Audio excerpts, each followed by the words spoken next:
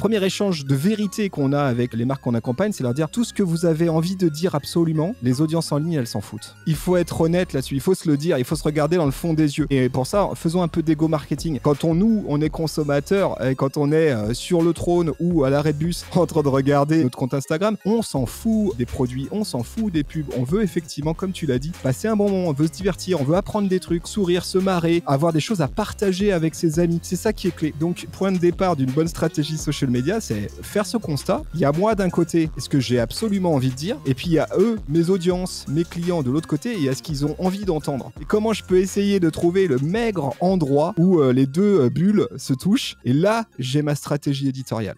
Salut Thibaut, bienvenue sur le Rendez-vous Marketing. Très content de t'avoir. Tu es un podcasteur, on va dire, déjà expert, puisque tu fais des podcasts régulièrement avec le Super Daily pour l'agence Super Natif. Donc, ça serait peut-être intéressant que tu te présentes, que tu nous expliques un peu qui tu es et ce que vous faites chez Super Natif, puisqu'on va parler de plein de choses liées au marketing et à l'organique. Salut Danilo, écoute, je suis très content d'être invité aujourd'hui, merci beaucoup. Donc effectivement, moi je m'appelle Thibaut Tourvieille Delabroue, je suis le directeur d'une agence qui s'appelle Super Natif. Alors on va parler de podcast parce qu'on est entre podcasteurs. Effectivement, tous les matins, j'anime avec deux de mes collègues un podcast qui s'appelle Le Super Daily. C'est un podcast quotidien donc, et on en est à 1200 à peu près épisodes dans lesquels on parle social media chaque matin. Voilà. Et à côté, Super Natif, c'est aussi une agence. C'est une agence de com spécialisée en social media. C'est une agence que j'ai montée avec mon pote Rémi il y a maintenant un peu plus de 5 ans, on va dire. On est basé à Lyon et on est une équipe d'à peu près 40 personnes. Et notre mission, c'est de transformer la communication des marques en créant des campagnes et des contenus. On va peut-être parler aussi contenu ensemble aujourd'hui, qui résonnent avec les communautés en ligne, les tendances actuelles, etc. Concrètement, on accompagne une trentaine de marques, sont des marques nationales, voire internationales. Je t'en cite quelques-unes comme ça, Pompot, Quechua, Petzl, Valrhona, Brandt, Ixina. Et on accompagne toutes ces marques toute l'année. C'est un peu le spécifique, toute l'année. Et pour elles, on va gérer tout ou partie de leur prise de parole sur les réseaux sociaux. Donc, on fait la stratégie de contenu, la stratégie social media, le déploiement, le community management et aussi ce qui va être stratégie d'amplification, donc un petit peu de SMA. Voilà, on est sur ton territoire et puis un petit peu d'influence marketing aussi. Ouais, c'est clair. C'est vrai que c'est deux métiers quand même assez différents, puisque vous faites principalement la communication organique. Vous faites tous les réseaux ou vous êtes plutôt spécialisé sur certaines plateformes?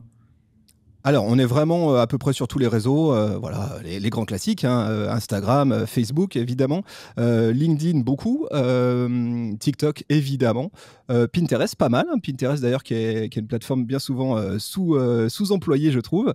Voilà, ce à quoi on touche assez peu, c'est finalement Snapchat, mais on est à peu près sur toutes les plateformes. Ouais. Non, ce que j'allais dire, c'est que nous, on fait l'acquisition payante et on fait principalement cette acquisition payante sur les plateformes de Meta, donc Facebook, Instagram. Et là, c'est plus de 85%, je te dis pas de bêtises, de nos dépenses. Et puis à côté, tu as du Google et tu as du Pinterest. Donc, moi, là où j'étais curieux, c'était est-ce que toi, tu as une répartition plutôt plus équilibrée entre les différentes plateformes ou est-ce que tu as genre une ou deux plateformes qui sont vraiment votre cœur de métier et ce que vous faites le plus pour vos clients? Alors, je dirais qu'Instagram, c'est devenu vraiment la plateforme de référence quand on parle de prise de parole de marque, de branding. C'est vraiment le lieu du branding pour les marques. Mais à peu près toutes les marques qu'on accompagne sont cross-plateformes. On n'a pas de marque sur lequel il y a une exclusivité de plateforme Instagram. Donc, bien souvent, on a aussi LinkedIn avec d'autres enjeux de ce côté-là. Parfois des enjeux de marque employeur, de recrutement, et des enjeux qui vont au-delà même du D2C. On a TikTok aussi qui a un vrai territoire aujourd'hui qui est intéressant pour les marques sur lequel s'aventurer.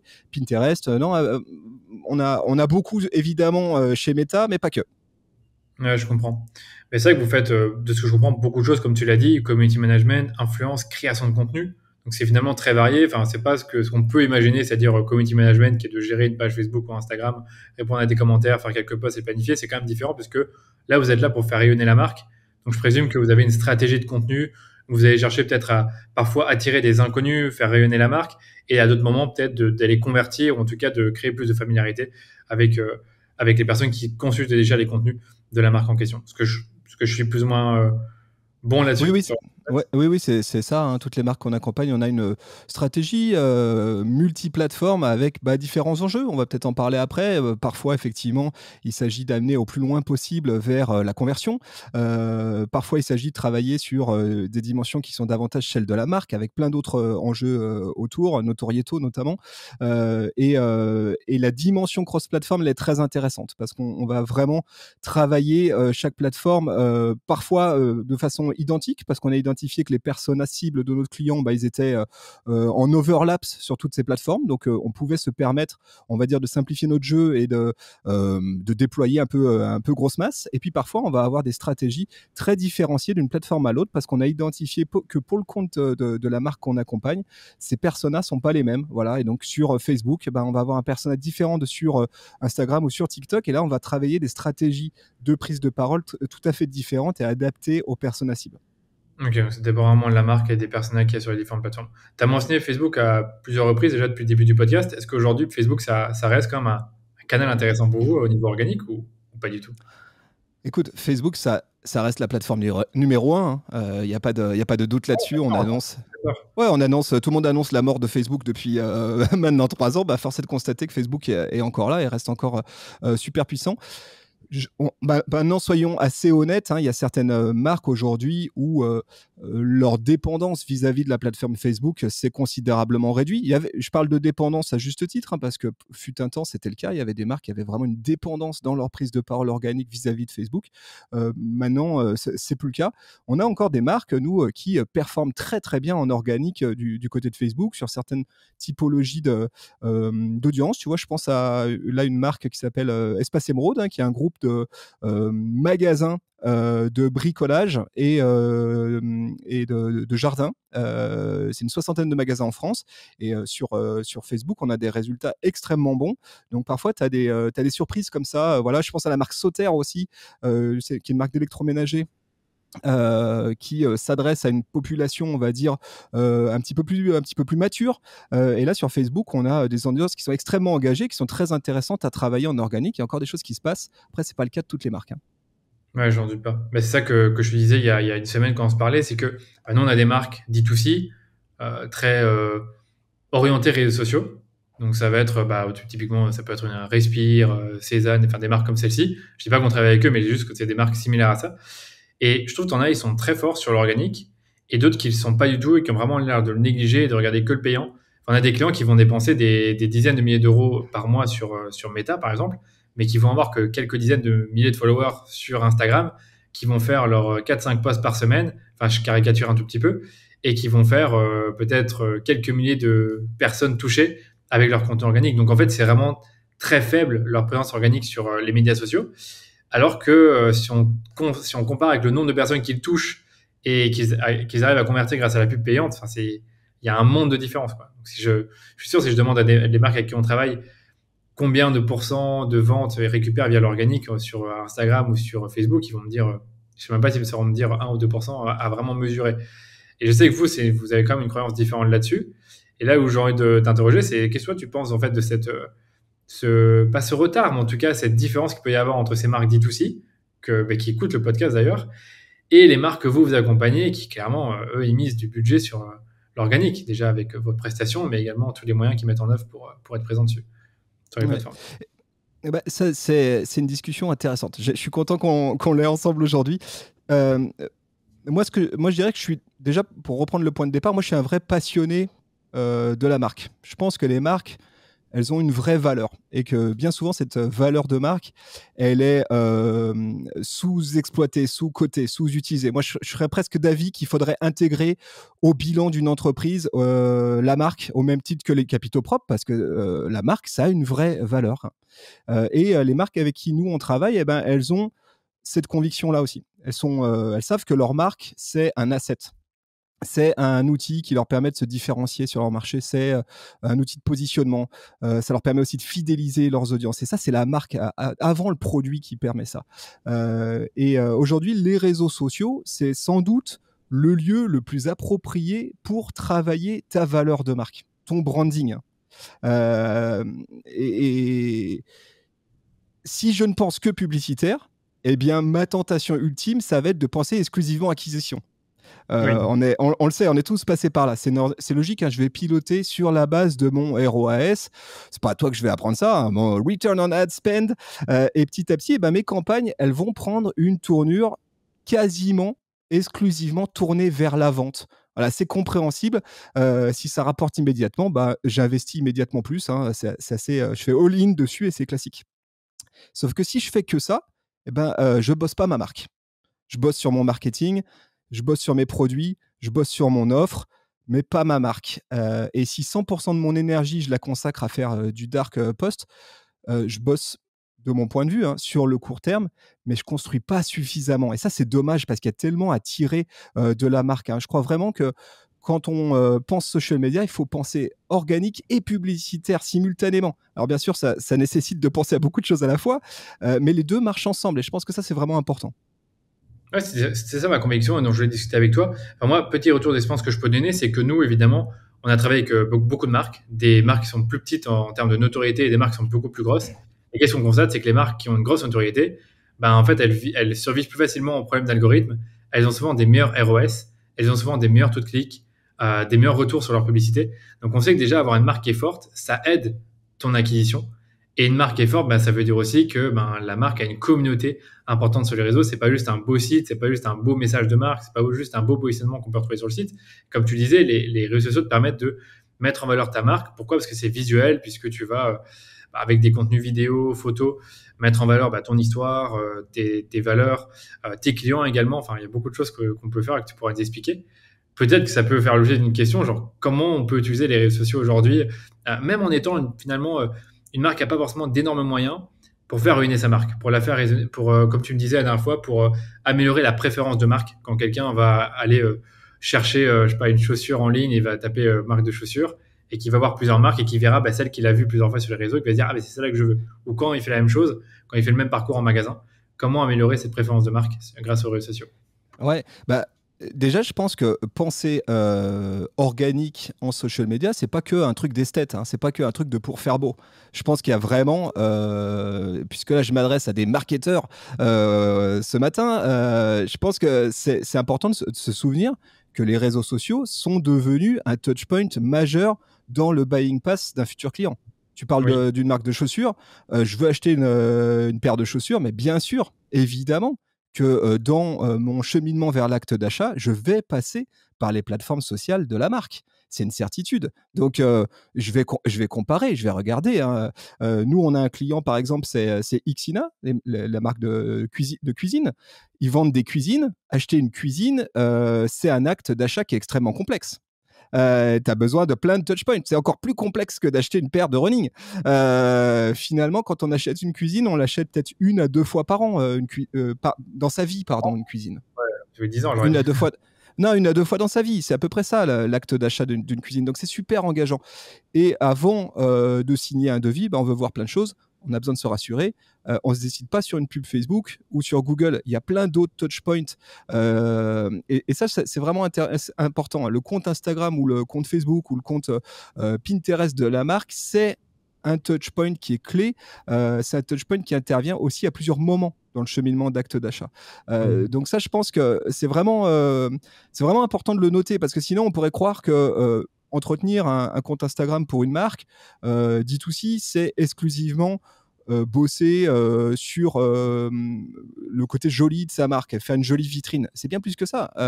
C'est un point clé dans le cheminement vers l'acte d'achat. Donc, il ne faut pas le rater. Et je pense qu'aujourd'hui, si il y a des auditrices, auditeurs qui investissent beaucoup dans leur publicitaire, ils savent à quel point travailler l'intégralité du funnel, l'intégralité des touchpoints vers l'acquise est clé. Donc là, il y a quelque chose qui joue. Ouais, c'est ça que j'allais dire. Et après, je vais te donner mon retour d'expérience encore une fois par rapport à certains de mes clients. Il y en a un qu'on a dans les compléments alimentaires, donc NutriPure. Et eux, je sais que sur leur compte Instagram, ils ont beaucoup de contenu. Ils ont des contenus de type, donc NutriPure, c'est des compléments alimentaires, de type recettes, où ils vont expliquer comment faire une recette avec certains des produits qu'ils vendent. Mais c'est pas des compléments sur le coup, ça peut être une pâte à tartiner, par exemple. Ils vont montrer l'utilité d'un complément. Donc, ils vont avoir un visuel qui va montrer les différents composantes du complément pour rassurer ou les différents bénéfices. Et ils vont avoir également la minute coaching où on va avoir un expert en nutrition qui nous dit un peu comment optimiser son sommeil et la personne va me dire également quel complément prendre, et ainsi de suite. Donc ils ont vraiment différents types de contenus pour à la fois des gens qui ne connaissent rien en complément, des gens qui connaissent déjà et qui veulent apprendre à faire des recettes, et d'autres qui sont plutôt dans un côté un peu éducatif, je veux en savoir plus sur la santé, et du coup ils leur donnent du contenu là-dessus. Et je sais qu'ils ont une ligne édito vraiment spécifique où tous les jeudis c'est tel contenu, tous les vendredis c'est tel contenu, et ainsi de suite. Et quand je vais sur leur fil, à la fin il y a des milliers de posts et ça donne envie, quoi. Ça donne envie. Donc, Je trouve que NutriPure, c'est un très bon exemple. D'ailleurs, c'est assez marrant que tu parles de NutriPure parce on a décrypté leur stratégie social media il y a peu de temps dans le Super Daily. Donc, parce que c'est un vrai cas d'école et c'est très intéressant parce qu'effectivement, quand je suis en recherche autour de ces sujets de nutrition, c'est des sujets complexes. Je vais pas. Rares sont les clients de NutriPure qui sont devenus clients juste sur la base d'une pub. Et pourtant, Dieu sait qu'ils en font de la pub. Parfois, ils nous disent ils ont cliqué sur une pub et ils ont acheté, mais je sais que c'est pas que ça. Oui, parce qu'évidemment, à un moment donné, il y a aussi un marché qui est extrêmement concurrentiel. Et la marque NutriPure, elle se situe autour de plein d'autres marques qui, elles aussi, te ciblent, hein, si tu es dans un centre d'intérêt un peu sport, santé, bien-être, etc. Donc, qu'est-ce qui va faire la différence? Là, tu parlais tout à l'heure de préférence de marque, c'est très important. Est-ce que je connais cette marque? Est-ce que j'en ai déjà entendu parler? Est-ce que cette marque, elle éveille quelque chose en moi quand je vois leur pub? L'organique te permet d'apporter des éléments de réponse à cet endroit-là. Je pense que c'est très intéressant. Et puis après, tu as la phase de considération. Quand je commence à avoir 3-4 marques qui me ciblent, 3-4 marques qui s'adressent à moi simultanément et qu'il faut que je prenne une décision, tiens, j'ai un projet d'améliorer mon bien-être, d'améliorer mes performances. Je vais jeter un coup d'œil à 3-4 marques différentes. Qu'est-ce que ça donne sur leur site internet, bien sûr, mais aussi qu'est-ce que ça donne sur leurs réseaux sociaux. Et quand j'arrive sur le compte Instagram de NutriPure, je trouve plein de contenus qui vont me permettre éventuellement de savoir si cette marque-là, elle est alignée avec ce que moi je projette de cet acte d'achat. NutriPure, ils ont un positionnement qui est très tourné vers la performance, là où certains de leurs concurrents ont un positionnement qui est très tourné vers le bien-être, vers la santé. C'est pas du tout le même positionnement. Et peut-être que moi, je cherche un truc tourné performance et que du coup, NutriPure, c'est la bonne marque. Ça, c'est très important aussi. Et ça, l'organique te permet d'affirmer ton positionnement dans un marché concurrentiel complexe. Et on parlait d'influence et NutriPure, je trouve qu'ils ont très bien fait ça. Encore une fois, je connais bien leur stratégie, où ils ont beaucoup d'ambassadeurs qui sont des sportifs, des fois des sportifs de très bon niveau, qui participent aux Jeux Olympiques, et des sportifs qui ont aussi une bonne réputation sur les réseaux, qui sont, on va dire, des influenceurs, qui recommandent la marque. Alors eux, ils republient, ou ils font des partenaires avec eux, ils font des stories. Et c'est vrai que quand j'y pense, c'est incroyable de ce qu'ils font au niveau contenu. Et je pense que ça les aide beaucoup dans leur acquisition quand j'y pense maintenant. Oui, totalement. Et puis, je pense que ça les aide aussi à... Tu vois, tu parlais tout à l'heure de certains produits, la pâte à tartiner, etc. Je pense que ça leur permet aussi, NutriPure, de faire de l'upsale ou à minima de faire du cross-sell. C'est-à-dire, OK, moi, j'achète... ma clé d'entrée peut-être sur la marque NutriPure, c'est, je sais pas, les peptides de collagène parce que j'ai des problèmes de genoux. Et puis, je vais m'abonner au compte Instagram de NutriPure pour suivre un petit peu cette marque. Et puis, je vais découvrir d'autres produits. Donc, boum, je vais aussi travailler le cross-sell. Alors, bien sûr, ils ont d'autres canaux pour le faire. Ils le font très bien en web marketing. Ils le font très bien avec de l'emailing. Ils le font très bien en publicitaire. Mais en organique aussi, il y a possibilité de travailler cette dimension-là, la profondeur de gamme et de le faire très habilement avec des contenus d'utilité de marque qui viennent se glisser habilement dans mon feed, quoi. Et c'est ça que je voulais te poser comme question. En plus, vous avez analysé leur stratégie de contenu, donc c'est parfait. Qu'est-ce que vous avez observé en termes de contenu et leur place dans le tunnel de vente? C'était une de mes questions. On a souvent le sentiment que l'organique, ça va être très orienté notoriété, donc top of the funnel. Est-ce que tu constates chez des marques que tu as observées comme NutriPure qu'ils ont également des contenus plutôt milieu de tunnel et bas de tunnel également, pour soit faire de l'upsell, du cross-sell ou juste convaincre quelqu'un de passer à l'acte d'achat? Moi, je pense que évidemment, quand on parle social media et notamment organique, branding, on pense notoriété, c'est le premier angle, avec effectivement ce gros levier qui est celui de la préférence de marque. C'est deux gros sujets sur lesquels une belle stratégie de marque social media, elle peut apporter des atouts. Et en fait, ce qui est passionnant, c'est que pour chaque marque, tu as d'autres choses qui se jouent. je pense que typiquement toute la partie considération, elle est très bien bossée sur NutriPure. Encore une fois, marché extrêmement concurrentiel, plein d'acteurs différents. Ils ont un besoin au moment de la considération d'être super rassurant. Donc ils travaillent effectivement sur de la cooptation avec des ambassadeurs qui sont identifiés, qui sont clean. Ils mettent en avant de façon très habile les labels qui accompagnent leurs produits. Ils travaillent la brand utility pour montrer que leurs produits, eh bien, ils ont une vraie base scientifique derrière, une vraie base Oui, travaillée. Donc tout ça, c'est des éléments qui travaillent la considération de la marque, mais aussi, in fine, la considération du produit. oui, c'est vrai. Euh, voilà. Et puis, je pense que leur stratégie, la conversion, elle se fait pas effectivement dans l'organique. Hein. Je pense que ça, on peut en convenir, hein, que l'organique, c'est pas le meilleur endroit pour travailler la conversion. Nous, on est en lucidité là-dessus. Par contre, ce que Ok. je vais pouvoir faire, c'est la réitération de l'acte d'achat. Et ça, pour un acteur comme NutriPure, j'imagine que c'est clé parce que ces produits-là, ils fonctionnent bien souvent avec des logiques de cure sur 90 jours. J'ai besoin de te garder dans mon pipe. Et si tu accroches pas à mes emails qui tombent habilement 80 jours avant la fin de ta cure, 10 jours avant la fin de ta cure, pardon, eh bien peut-être que le fait que je sois présent dans ton feed, que j'ai créé une relation de confiance avec toi, va permettre que tu réitères ton acte d'achat. Et ça, je pense que c'est la fidélisation, c'est souvent quelque chose qui est oublié et qui est très intéressant à travailler en organique. Ok, intéressant, intéressant.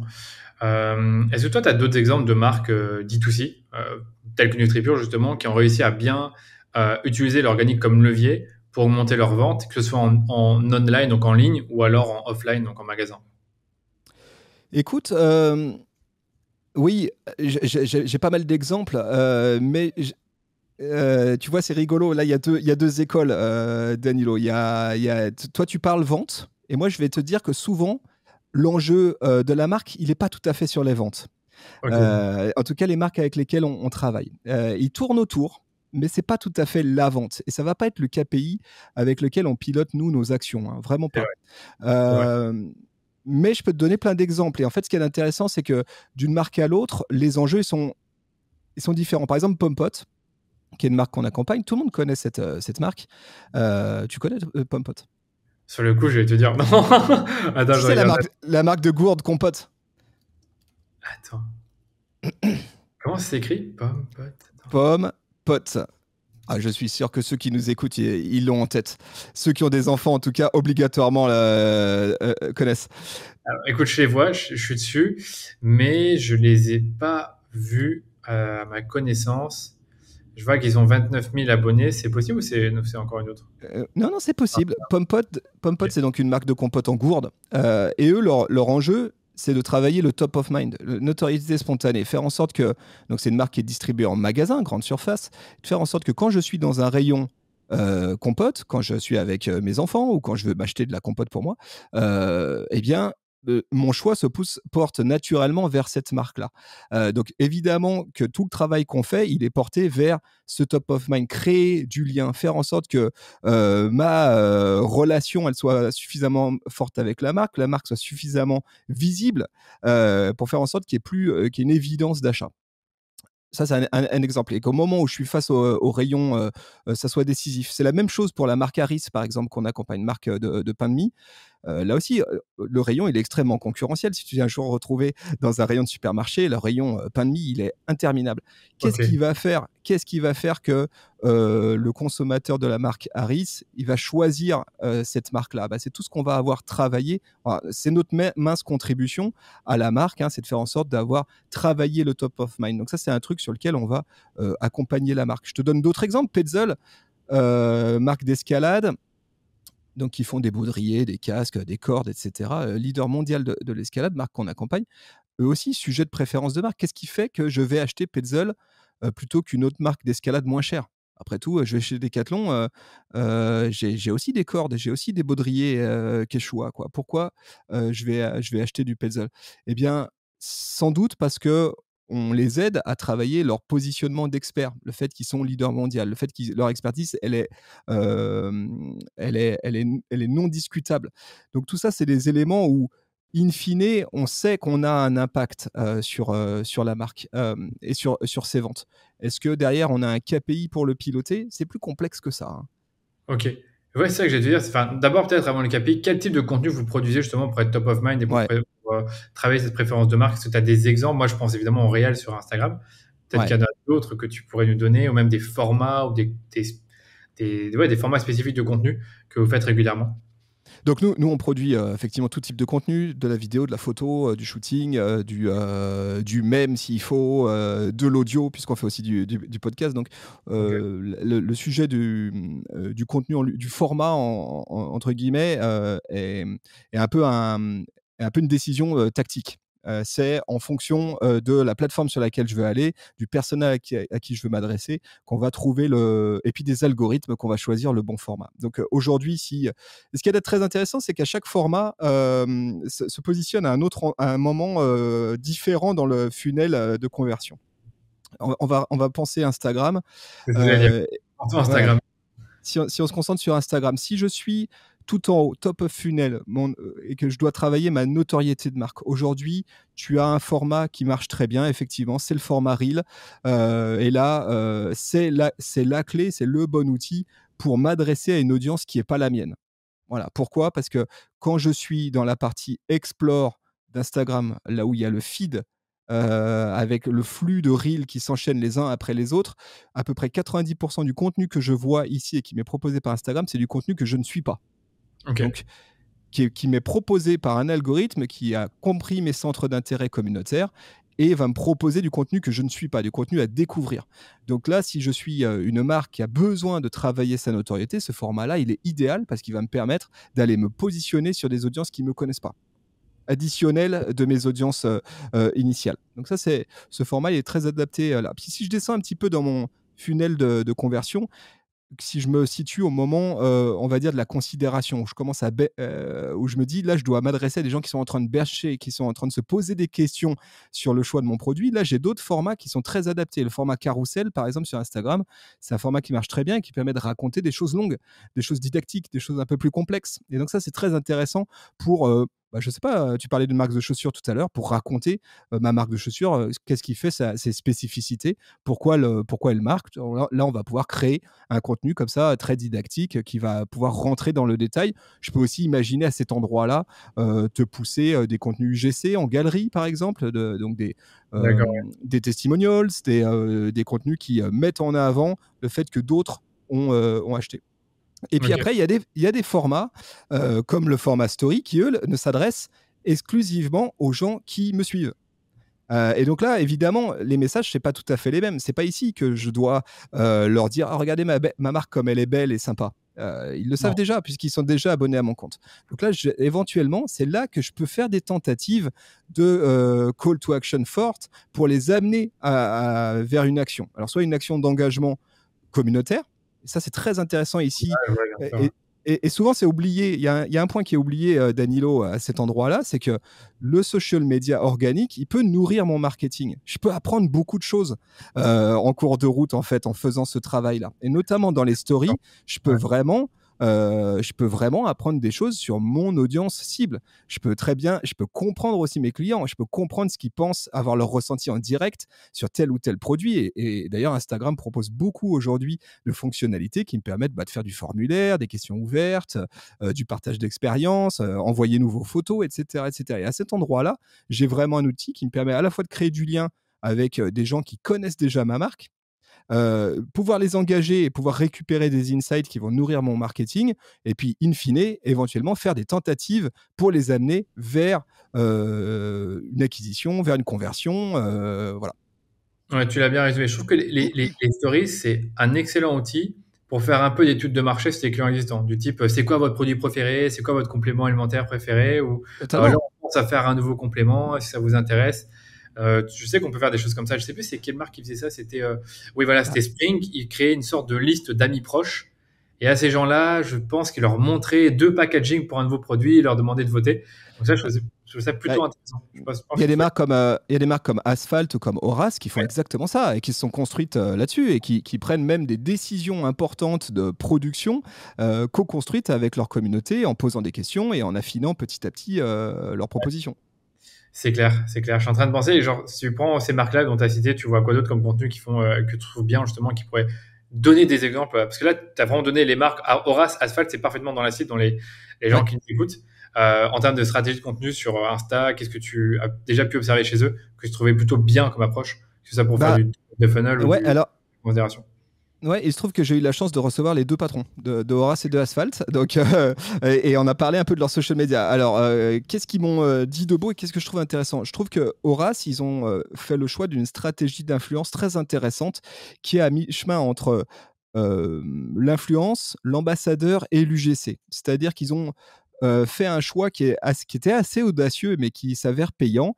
C'est celui de pas forcément et pour moi, à l'époque, c'était très innovant. C'est celui pas forcément d'aller angler leur campagne d'influence marketing autour de l'audience des influenceurs, mais D'accord. plutôt leur capacité à créer un contenu qui correspond aux personnes cibles de la marque. Je vois, ouais.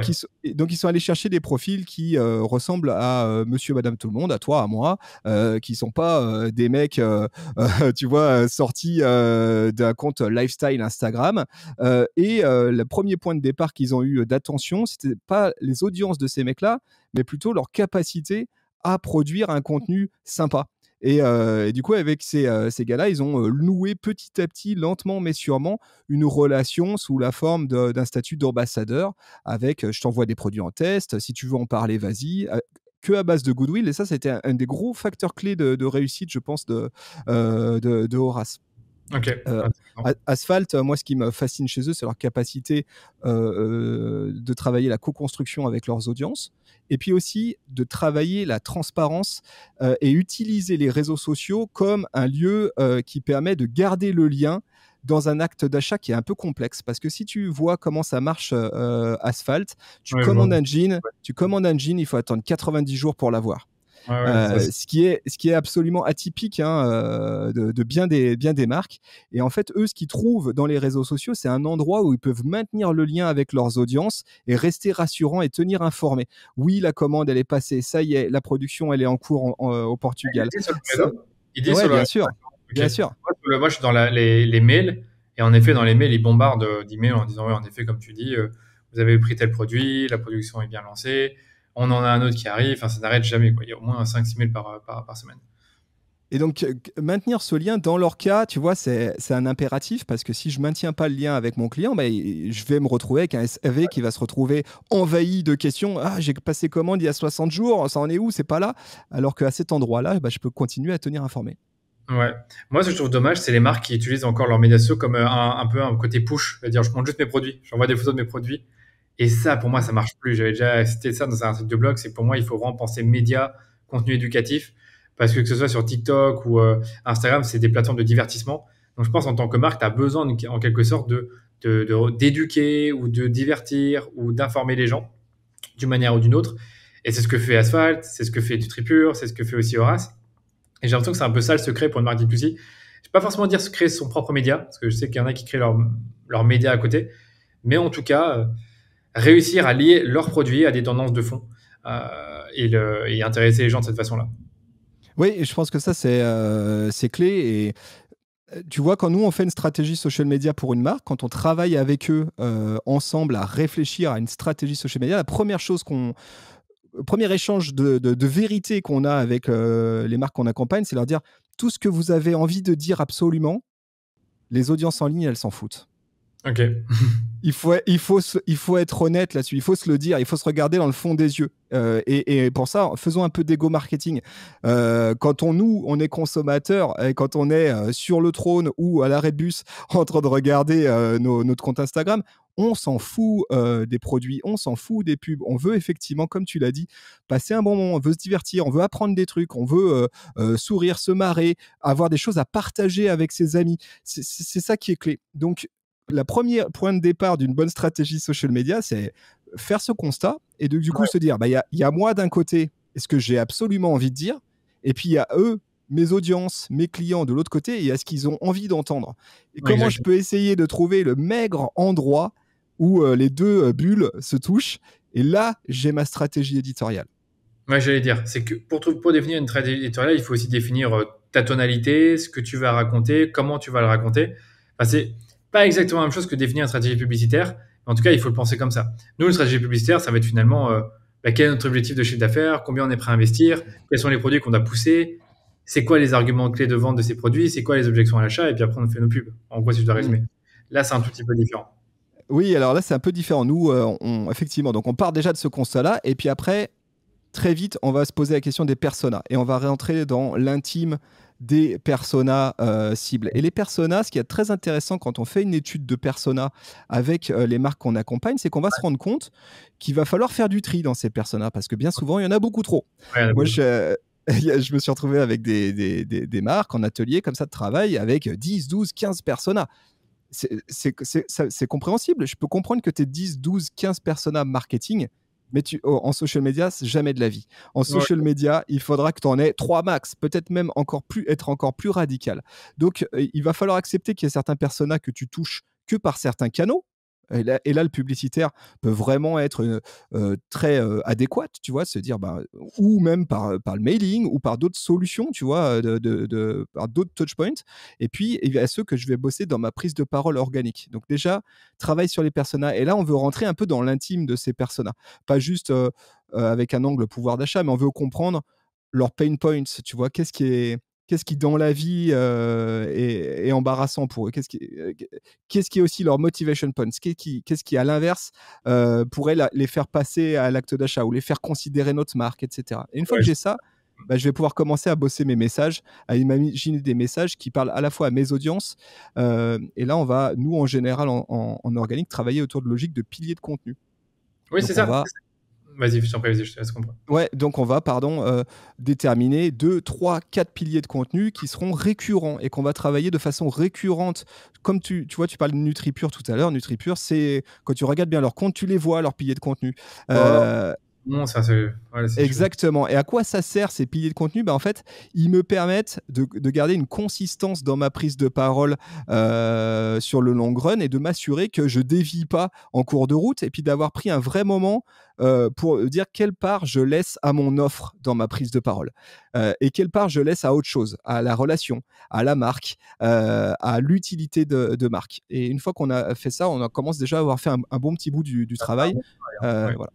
Ouais, c'est ça, c'est enfin, à t'écouter, c'est tu définis un peu les plateformes où tu vas aller. Ensuite, tu définis tes personas, tu essaies d'en avoir deux, trois par plateforme. Et ensuite, tu vas définir tes piliers de contenu par plateforme, parce que je pense qu'ils peuvent aussi évoluer d'une plateforme à l'autre. Et ensuite, c'est ça le plus dur, je dirais, c'est de comprendre un peu c'est quoi les formats qui fonctionnent. Est-ce que c'est plutôt du Reel, Carousel, Stories? Et là, il faut itérer. Comme dans tout, quand dans la publicité, tu sais pas quel type de Reel va le mieux fonctionner. Est-ce que c'est plutôt un Reel fast cam? Est-ce que c'est plutôt un créateur qui va intervenir? Est-ce que c'est plutôt j'en sais rien, dans le cas de NutriPure, c'est quoi encore? C'était la minute nutrition ou encore l'entraînement sportif ou la recette. Il faut comprendre. Je sais que eux, quand ils font des recettes, ça marche super bien. Et quand ils font des reels où ils reprennent des entrevues de podcasts que leur coach ou les spécialistes en nutrition ont fait sur d'autres podcasts, ça marche très bien. Donc je pense qu'il faut comprendre aussi qu'est-ce qui marche. Est-ce que tu es d'accord avec ça? Ouais, je suis D'autres. 100% d'accord. Je pense qu'il faut aussi se poser une vraie question un peu tout le long, c'est est-ce que j'apporte de la valeur en fait? Est-ce que Ouais, ça, j'apporte quelque chose? Comment je peux apporter de la valeur à mes audiences? Nous, ce qu'on fait, c'est que pour chaque contenu qu'on crée pour le compte d'une marque, à chaque fois, on se pose la question de à quel personnage je m'adresse. ouais, Est-ce que ce contenu-là, il s'adresse à mon persona ou pas? Si ouais, c'est pas le cas, c'est que j'ai visé à côté. Il faut pas que ce contenu il parte en ligne, surtout d'accord. pas. Et est-ce qu'il apporte de la valeur? Qu'est-ce qu'il lui apporte? En quoi il répond à potentiellement un besoin, une appétence, une envie de notre audience cible? Voilà. Une fois que tu as ça, tu commences à avoir une marque qui a, je trouve, une prise de parole qui va au-delà de ses produits, au-delà du push, tout simplement, et qui a une consistance qui lui permet de créer du lien avec des communautés en ligne, des acheteurs, des leads, et aussi des ambassadeurs, hein. Je pense que c'est un truc qui est parfois oublié, c'est le pouvoir de prescription de ton client. Et ton client, il fait partie de ta communauté, sa force, c'est le bouche à oreille, hein, qui peut t'apporter, hein. Ouais, je suis d'accord. Ouais, on a dit beaucoup de trucs. Et un autre truc qu'on n'a pas dit, c'est comment garder une régularité, quoi. Enfin, on sait que c'est compliqué, surtout quand on sait très bien qu'on est une petite marque, on n'a pas forcément une agence comme Supernative qui nous aide. Comment on réussit à être régulier et poster 3, 4, 5 fois par semaine, à créer du contenu, à sans cesse se renouveler? Est-ce que tu as des petits conseils rapides à nous donner là-dessus pour ceux qui Ouais, nous écoutent? bah, c'est peut-être le plus gros enjeu, hein. C'est peut-être la partie la plus difficile. Comment tu recycles ton contenu et tes idées? Ouais, alors il y a plein de manières de le faire. Évidemment, il y a quelque chose d'un peu, un peu étouffant ou un petit peu qui peut faire tourner la tête au départ, hein. C'est quand on va commencer à se pencher sur avoir une vraie stratégie de prise de parole de marque sur les réseaux sociaux, bah, on va se rendre compte de la volumétrie nécessaire. Et il faut effectivement, à minima, on va dire, allez, 2-3 prises de parole en post sur Instagram. Idéalement, si on suit les recommandations d'algorithmes, une prise de parole quasi quotidienne en story. C'est Oui, vrai oui. que c'est énorme. Oui. Et c'est vrai que c'est. Donc, je pense que le point de départ, avant toute chose, c'est de s'assurer, avant même de faire ce travail-là, que j'en ai la capacité et que je suis prêt à investir. Parce que sinon, on va de toute façon se retrouver avec un truc qui sera bancal. Donc, Donc, est-ce que j'ai une ressource vive en interne chez moi qui est en capacité de prendre ça? Puis après, il y a plein de manières de le faire. Je pense qu'il faut être lucide sur ses capacités. Je pense qu'aussi, il faut accepter que tout soit parfait, que tout soit pas parfait, qu'on a toute une partie aujourd'hui du web social qui tend vers l'éphémère, hein. Je pense au format story qui est vraiment un format éphémère. Je pense à des pratiques de marque de plus en plus poussées vers l'éphémère avec des contenus qui s'enlèvent, que je poste et puis 3 semaines après je retire, etc. Je pense que on peut accepter maintenant le web social est en train de changer vers aussi un contenu qui est plus spontané et donc du coup qui nécessite peut-être moins de vernis, de papier glacé et qui est un petit peu plus immédiat. Puis mhm. après, oui, bah, bien sûr, c'est un challenge, hein, c'est un défi que nous, on essaye de relever quotidiennement et qui est pas simple, mais qui, je pense, est constitutif d'une marque. Je pense que ne pas le faire, par contre, tu construis pas ta marque. C'est presque plus dur de faire ça, de construire une marque que de vendre un produit, si je puis dire. Ah, je suis totalement d'accord. C'est ça le plus dur. Et c'est pour ça, comme on disait tout à l'heure, dans le bilan de notre société, ta marque est censée apparaître quelque part. Mais je sais qu'il y en a qui le font, je pense, hein, la valeur de la marque Oui. euh, dans le bilan. Donc ouais, je suis totalement d'accord avec toi. Je réfléchis, c'est d'autres trucs à dire, mais en fait au départ, moi, l'intention de mon podcast est aussi de montrer, bah, comme vous l'avez compris en tout cas, l'importance d'avoir une stratégie de social media organique, en plus d'avoir une stratégie publicitaire. Après, une autre question que je me posais, c'était quelles sont les synergies entre les deux, inévitablement. Quand on crée du contenu Ouais. organique, comment est-ce qu'on peut faire en sorte de le réutiliser en ads et l'inverse est également vrai, mais je le vois beaucoup moins. C'est-à-dire, généralement, les contenus que nous on met en ads, on les met rarement en organique. Qu'est-ce que toi tu observes chez tes clients? Après, je te dirais peut-être un peu ce que moi j'observe chez les miens, Mmh. au niveau de ben, comment tu fais vivre les deux ensemble et comment tu peux aussi récupérer des contenus organiques vers l'ADS. Ouais, bah déjà, je pense qu'il faut globalement que tout le monde enterre la hache de guerre. Je pense que c'est révolu cette époque de organique versus publicitaire. C'est une vieille guéguerre qui dure depuis longtemps et elle fait pas de sens. Moi, j'ai la conviction que les deux, ils marchent ensemble de façon extrêmement synergique. Pour plein de raisons. Tu l'as bien dit, c'est qu'un contenu organique qui marche, bah, ça fera souvent une bonne publicité, hein. Ouais, Pourquoi? Pourquoi? Parce que c'est souvent le contenu il sera souvent plus approprié à son placement publicitaire, à là où il va être placé dans l'inventaire. En gros, il va tomber dans le feed de quelqu'un. C'est intrusif, hein, le publicitaire. Donc, si j'ai pensé mon contenu comme un contenu publicitaire, il a moins de chances de marcher que si je l'ai pensé vraiment avec une stratégie éditoriale, de contenu, apporter de la valeur, donc organique. Donc, je pense que nous, c'est comme ça qu'on fait beaucoup avec nos clients, c'est que on travaille en priorité parce que c'est notre biais, hein, c'est notre mode de lecture, c'est notre manière de penser. D'abord, avec une stratégie organique, éditoriale, branding, et ensuite on va médiatiser certains de ces contenus et les pousser de façon spécifique, soit à des cibles complémentaires de nos personas, soit tout simplement pour extend leur force de frappe. d'accord. Donc, Euh, vous faites vraiment un boost, on pourrait dire, boost de poste, ou alors une campagne d'engagement, vue de vidéo dans l'ad manager. sur Meta?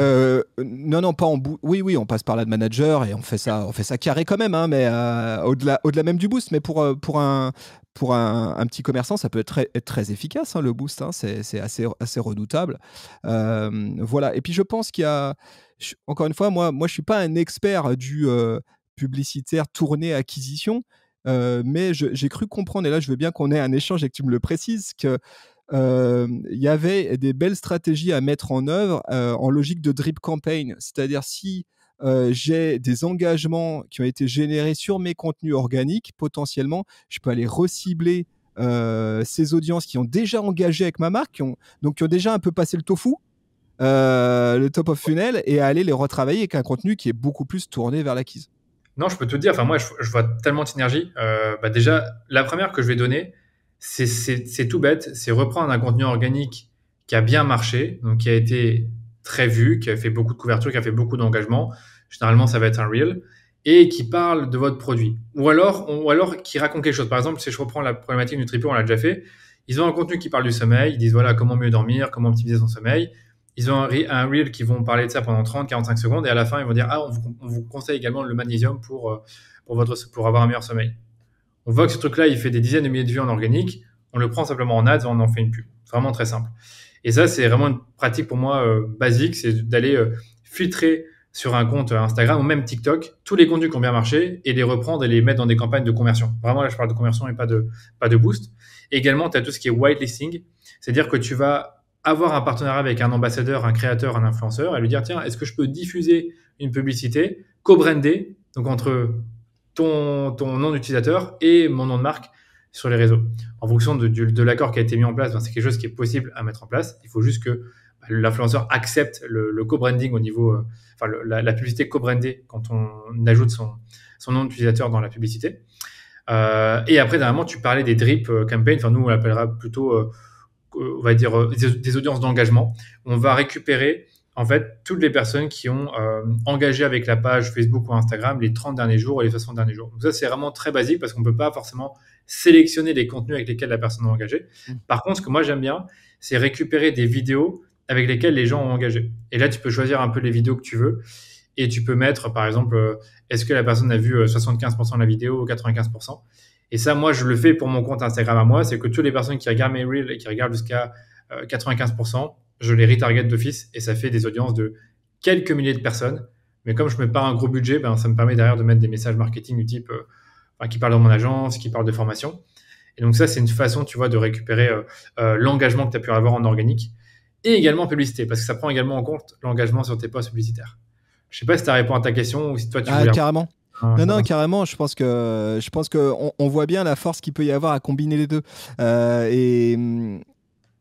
Et oui, est-ce que toi, tu serais d'accord pour dire qu'il y a aussi, dans cette lecture du jeu, il faut arriver à penser court terme et long terme, quoi. C'est qu'il y a un peu, faut penser aux deux. Il faut penser à l'immédiateté et l'efficacité du SMA, qui est redoutable, hein, et qui, pour le coup, est très immédiat, et la construction qui pour moi est un obligatoire et qui prend plus de temps. Et qu'en fait, si j'arrive à faire ça, là, je suis en train de créer les bases très saines d'un super beau business. C'est ça, de toute façon, c'est connu, l'organique, on sait que ça prend beaucoup de temps pour construire la base, la communauté, et que c'est vraiment effet boule de neige, alors que la publicité, ça peut aller très vite, mais je trouve que, comme je te disais au début d'épisode, que la publicité sera d'autant plus efficace qu'il y a une communauté, quand il y a une communauté qui est forte, parce que ça rassure, donc ça améliore, on va dire, le taux de conversion et l'engagement avec les publicités. Et également, que comme il y a une communauté qui est importante, il y a déjà beaucoup de choses à faire au niveau retargeting avec l'engagement existant. Et en fait, on est toujours plus gagnant. Enfin, moi, il y a des marques qu'on accompagne depuis des années et on a l'impression que chaque année, ils sont meilleurs parce que derrière, leurs communautés sont plus fortes, le site web a plus de trafic, la marque, elle est plus forte, elle est plus connue. Donc, c'est un cercle vertueux. Donc, c'est pour ça que je voulais faire cet épisode de podcast-là parce que je t'assure que je vois beaucoup de marques qui misent beaucoup trop sur la publicité et pas assez sur l'organique. Et là, quand je dis miser, c'est en termes de temps, d'énergie, peut-être même d'argent, puisque ça coûte de l'argent de créer du contenu. C'est un mythe de croire qu'on peut créer du contenu sans argent. Enfin, donc, voilà, je ne sais pas si toi, tu as aussi un avis là-dessus, sur le budget consacré, sur Tout ça, Oui, oui, mais nous, à l'inverse, on a aussi des échanges avec certaines marques et qui pourtant marchent bien en full organique, hein, et on leur dit, mais si on complétait cette stratégie full organique avec un angle publicitaire, on serait encore, les ouais, résultats seraient encore plus intéressants. c'est ça. Donc effectivement, il y a des convictions de marque, hein, parfois aussi, hein, donc il faut savoir, je pense, c'est un peu notre job d'expert là, d'arriver et peut-être de chambouler certaines convictions. Bah, c'est pas ça. Enfin, nous, on a des marques qui viennent déjà avec comment dire, un budget prédéfini, qui disent, OK, nous, on prend 5 à 10% de notre CA et on le met en ads d'office. Aidez-nous à répartir ce budget entre différentes plateformes. Je sais pas comment vous, vos marques fonctionnent. Enfin, qu'est-ce qu'elles vous disent? Est-ce qu'elles vous disent, j'ai X% pour l'organique, ou est-ce que vous disent, j'ai tel budget par mois pour créer du contenu? Je sais pas trop comment ça fonctionne, mais nous, en tout cas, ils ont leur enveloppe budgétaire pour l'acquisition et ils ne comptent pas le contenu. Et après, on répartit le budget entre les différentes plateformes. Ouais, non, en général, l'enveloppe budgétaire, elle incorpore évidemment le contenu. C'est une enveloppe de prise de parole de marque. C'est une enveloppe de communication, si je puis dire, davantage que marketing, davantage que sales. Donc peut-être que c'est pas tout à fait la même poche de budget, mais elle est davantage tournée contenu. Ouais. Non, c'est sûr que nous, ils viennent toujours avec comme tu dis, leur poche de budget marketing. Rarement, on a un budget communication. Et quand on leur dit, ben, on va devoir créer du contenu pour les ads, ils vont dire, ben, on va voir si on a assez de budget dans notre budget, on va pas dire budget com, mais dans notre budget social media, pour voir si on peut créer ces contenus avec vous ou si on peut faire appel Ouais. à des créateurs ou des photographes ou des vidéastes pour créer ce contenu. Ouais. Tu vois, il y a quand même des trucs intéressants là. Je trouve, juste pour compléter notre discussion, je trouve qu'il y a aujourd'hui, alors ce ne sont pas nos clients, mais j'assiste à des success stories très étonnantes, 100% organiques, et notamment sur des verticales très précises Ok. de petits e-commerçants. Je dis petits, je sais même pas, hein, peut-être ils sont plus gros. Et je pense notamment, et j'aimerais savoir ce que toi t'en penses, je pense notamment sur des verticales étonnantes, comme par exemple la confiserie, peut-être que tu as aperçu ça. Il y a des sites e-commerce qui aujourd'hui cartonnent littéralement sur TikTok, qui sont montés from scratch qui sont des sites full e-commerce, D2C à mort, qui font pas de publicitaire, et leur angle d'attaque, c'est vraiment le contenu, et ils font notamment ces vidéos où je suis sûr que vous êtes déjà tombé dessus, ces vidéos, tu sais, de préparation de commande, où vraiment ils préparent la commande numéro 34 et tout, et tu les vois remplir des cartons avec des bons becs, boum, et ça part. Et ça, je Ah, trouve j'ai ça pas vu. très intéressant de voir l'émergence aussi de e-commerçants qui ont décidé peut-être de s'extraire de la dépendance au budget publicitaire sur leur business et d'essayer d'autres choses. Et notamment du côté de TikTok, on voit des trucs intéressants. Ouais. Moi, ce que j'ai vu sur TikTok, c'est une marque qui avait fait un peu de bruit l'année dernière ou il y a 2 ans sur le SOPK. C'est une sorte de maladie qui touche les femmes. Je sais pas si c'est relié à leurs règles ou quelque chose, un truc vraiment intime et qui touche beaucoup de femmes. Et en fait, elle crée du contenu là-dessus, du contenu organique avec qui jouait sur les mythes liés à cette maladie, sur les problèmes qu'elles vivent au quotidien. Donc des vidéos qui faisaient beaucoup de vues et d'engagement parce que beaucoup de femmes se reconnaissaient. Et derrière, à la fin, elle parlait des compléments pour passer au-delà de ce problème-là et ne plus avoir ces symptômes. Et je sais qu'elle vendait très bien en organique sur TikTok grâce à ça. Donc je sais qu'il y a des marques, en effet, qui arrivent à se détacher, c'est un peu ton point, de l'acquisition avec des contenus un peu décalés, soit humoristiques, soit des histoires, soit des Ouais. choses que tu vois pas forcément et qui se font sur TikTok plutôt. Voilà, à TikTok, faut regarder ce qui s'y passe, hein, parce que je pense que c'est un bon laboratoire pour certaines marques, c'est très intéressant. Ouais.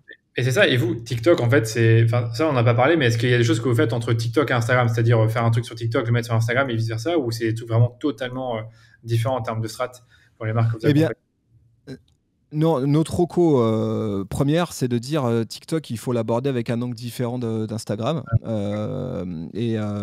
Pourquoi? Parce que Instagram, ça reste encore un lieu dédié au lifestyle, où l'attendu d'image est un petit peu plus sophistiqué, là où sur TikTok, on va vraiment chercher l'immédiateté, l'efficacité. Alors parfois, on a des contenus qui se cross-postent, mais globalement, on a la sensation que c'est pas tout à fait la même strat. D'ailleurs, je t'invite à regarder le compte de notre agence Supernative sur Instagram ou sur TikTok. C'est vraiment pas du tout les mêmes contenus. C'est des contenus très différents et qui ne servent pas du tout les mêmes objectifs. Ce qu'on a comme objectif côté TikTok pour l'agence Supernative, c'est un compte qui est vraiment tourné marque employeur, recrutement, etc. Là où sur Instagram, on est davantage tourné notoriété d'agence et utilité de marque. Donc, je pense que c'est très intéressant de travailler, si on en a le luxe, hein, parce que, encore une fois, tu as raison, il y a une problématique qui est la volumétrie de contenu à produire. Mais si on en a la possibilité, je trouve que c'est génial de pouvoir avoir des stratégies différenciées. Après, moi, par exemple, j'ai reçu ici Père et Fiche, je ne sais pas si tu connais, c'est une chaîne... Ah oui, il est fort, oui. Il est fort. Sur un organique, voilà, donc, exemple, ouais. Lui, c'est un vénère de l'organique. Hein, il est extrêmement.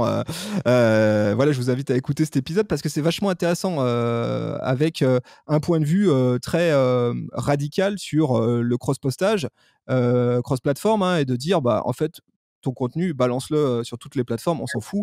Ce qui compte, c'est qu'il touche du monde. Et lui, si on veut un exemple de marque qui a vraiment cartonné grâce à de l'organique avec du viral, Père et Fiche, c'est un bon exemple, tu vois. C'est un très bon exemple, ouais. Tu peux rappeler ce qu'ils font exactement? Ils ont des restaurants, si je dis pas bêtises. Oui, ce sont des restaurants type fast-food de poisson. Ils font que du poisson, du fish burger. Ouais.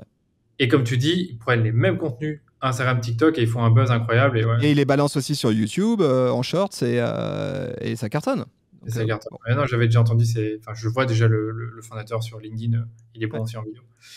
Ouais, non, c'est passionnant, vraiment, c'est passionnant. Moi, je suis pas très fort en organique. Enfin, moi, au titre perso, j'ai mon podcast et j'ai mes réseaux, j'ai mes contenus sur LinkedIn, mais je fais pas non plus des centaines de milliers de vues par mois. Je dois peut-être faire quelques dizaines de milliers de vues si je prends tous mes réseaux. Je dois peut-être à 100 000, on va dire à 100 000, mais peu importe. Mais c'est vrai que c'est pas évident. Attends, déjà, ton podcast, c'est extraordinaire. Je veux dire, là, en matière d'utilité de marque, en matière de récit, en matière de format long, c'est un format extraordinaire.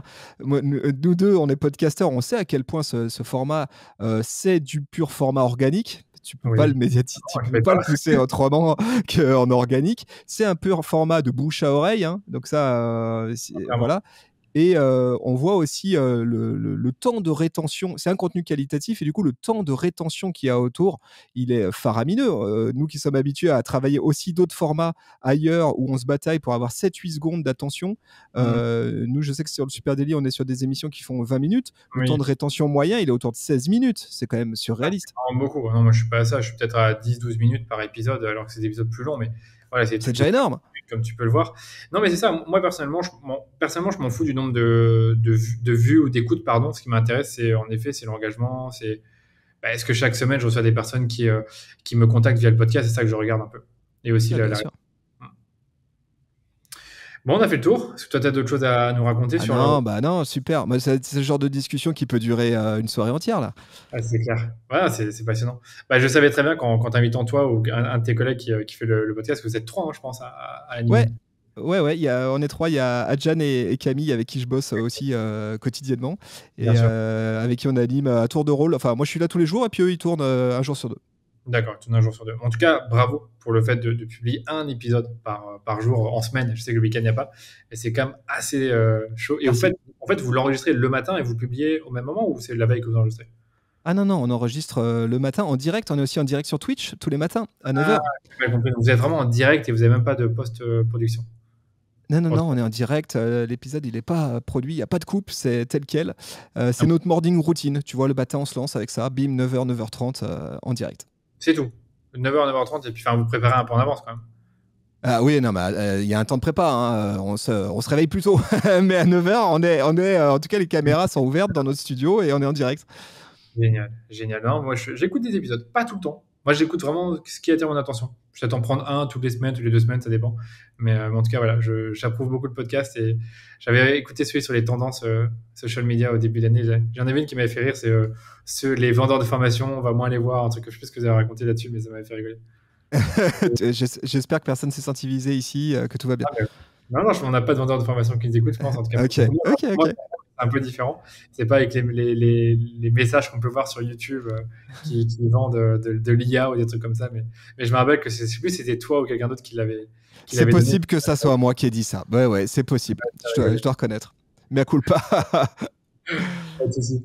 Écoute, merci à toi. C'était un Merci. plaisir de t'avoir et bien évidemment, on mettra les liens vers votre podcast, vos réseaux sociaux. Est-ce que toi, il y a des liens que tu veux mettre en avant de terminer? Non, Des, bah écoutez, déjà un grand merci Danilo pour l'invite, franchement super. Et puis la discussion extrêmement agréable, très cool. C'est plaisant. Et puis bah non, bah allez écouter le Super Daily. Ça se passe sur les plateformes de podcast. Vous connaissez puisque vous en écoutez un en ce moment. Si vous êtes chaud et que vous voulez nous voir en direct tous les matins sur Twitch, en direct. Et puis après, @supernatif sur les réseaux sociaux. Voilà. Et puis là, vous êtes sur. Et puis moi, bah sur LinkedIn. Hein. Thibaut Tourvieille de la Broue sur LinkedIn. Voilà. Merci à toi, Thibaut. C'était un grand plaisir. Je te dis à très bientôt. Salut. Merci Danilo. Salut. Ciao.